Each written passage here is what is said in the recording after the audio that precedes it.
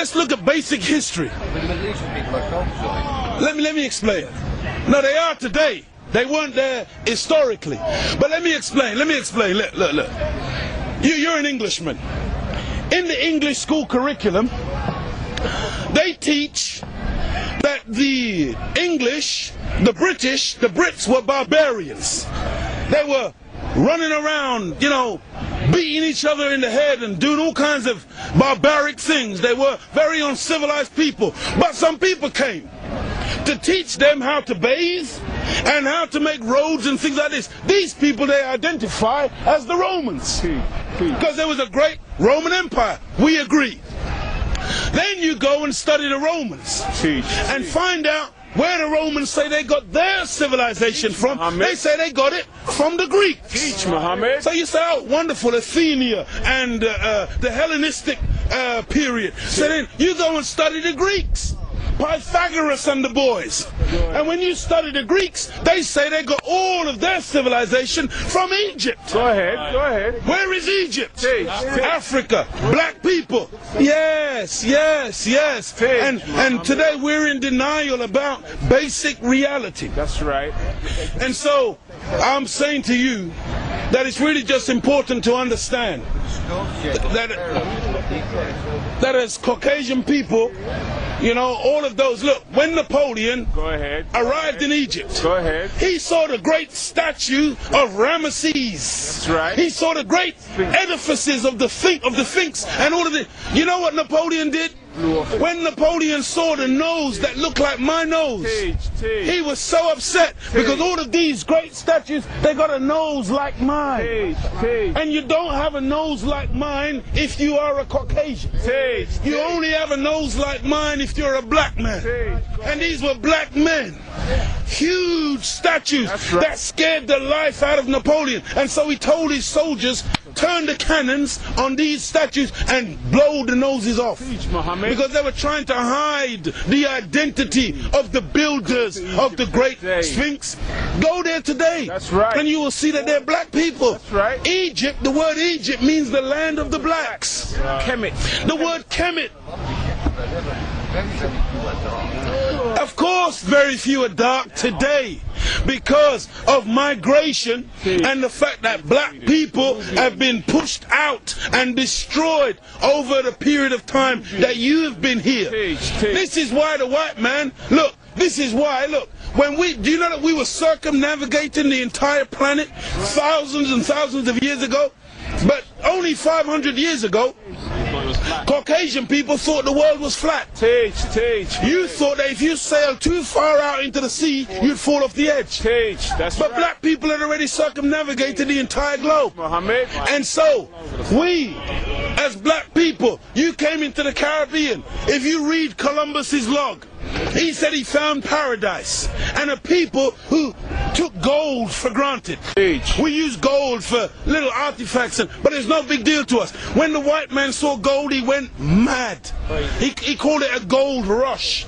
And he started to kill people for a metallic object.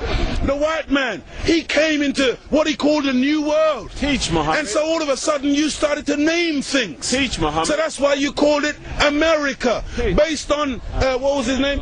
Amerigo Vespucci, a Caucasian. That's why you called it Africa, based on the European explorer called Africanus. You went into America, you called it New York. That's right. Because it was new to you. New England. You call it New England. That's right. You call it New Zealand. You call it Newfoundland. Because it was new to you.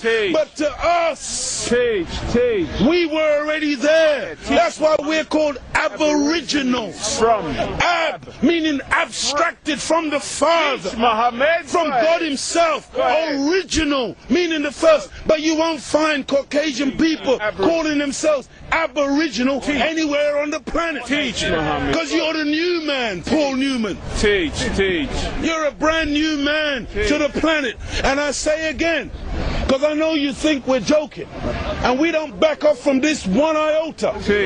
We made you. We made you through a process of genetic engineering. 6,000 years ago, from one blood came all human beings. But we produced you from us. Mohamed. Because within us there are two germs. Teach. A black one and a brown one. Teach. This is not to use, this is not insulting language, this is science. Teach. And we found within ourselves a contrary nature. All color spectrum. And so we engineered this from ourselves, and it was produced as a Caucasian human being. And the first one of you that came on the planet was just 6,600 years ago. What was the point that you mentioned? Humus. Look at this. Even the word human, you've heard the term of a darker hue. Human, meaning a dark man. Human, a man of color. That's why the topsoil of the earth is called humus. It is the dark organic material that gives life to the earth. Teach. Whenever you take away the dark organic material or you denature it, you're left with white granulated sand. Teach. Desert. You want to see those of us who think that white something to glorify in? No.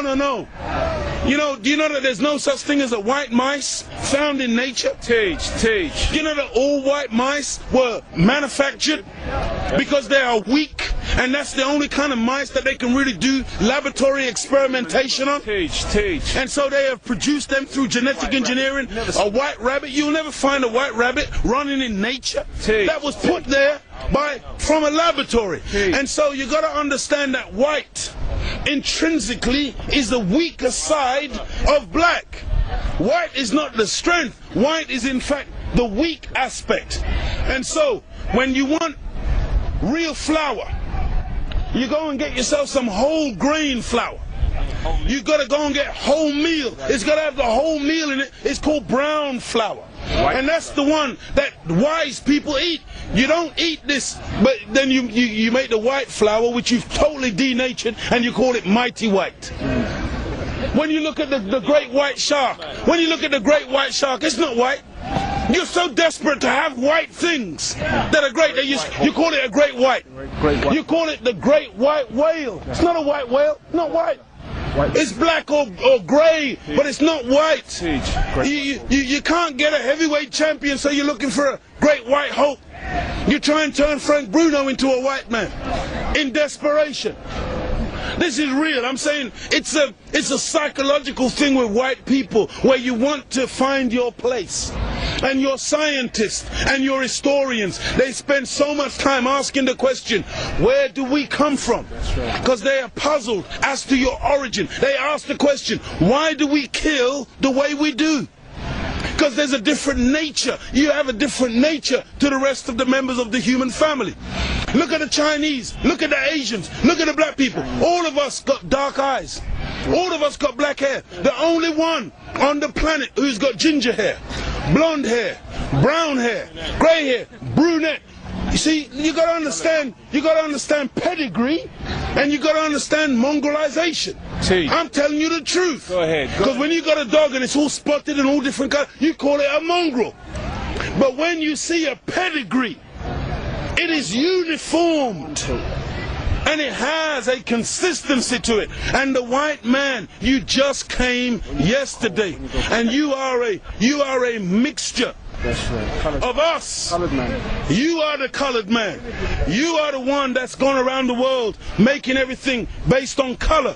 You were the one who went into Australia. You were the one who went into South Africa. You were the one who went into Asia and classified people and things based on color. That's why you call one of us octoroon, another one quadroon, another one half-caste, another one mulatto. I mean, these are classifications from you, not from us. We never saw people based on their color. We saw people as human beings. But the white man is the one who came along and made all of these classifications. So that's why this man, Yaqub, he wasn't a madman, he wasn't a mad scientist. He was a good scientist, and he just wanted to see if he could bring out from the black man the other side of the black man, the negative side of him, and make it live. And he was successful. After 600 years of grafting, he produced a Caucasian. And the Caucasian person is a person who is anti-nature. That's why when the sun comes out, I'm energized. Me and the sun, we got a relationship. I love the sun. I don't need no sunscreen. I don't get cancer from the sun. Me and the sun have got a good relationship. I love it and it loves me. But white people, you got to put sunblock on. You got to hide from the sun, because now you might get a little melanoma. Part of me on you, that means your death. That's right. Why would the life giver, which is the sun, be against your very life? Why is it that instead of harmonizing with the planet, you're forever trying to fight against nature? Why is it that when I come out of my mother's womb as a baby, I've got natural rhythm? But white people, for you to learn to dance, you got to write it out, paint the steps on the floor. My women, they walk with a great big house on their head in Africa and in the Caribbean by nature. Perfect balance, perfect poise. Nobody has to teach them. But the white woman, when she is coming from the aristocracy and she's going through finishing school, she has to have a little book placed on her head to teach her how to walk properly. Because it's not natural to you, but it's natural to us. It is natural to the black people. It comes out of us like a web comes out of a spider.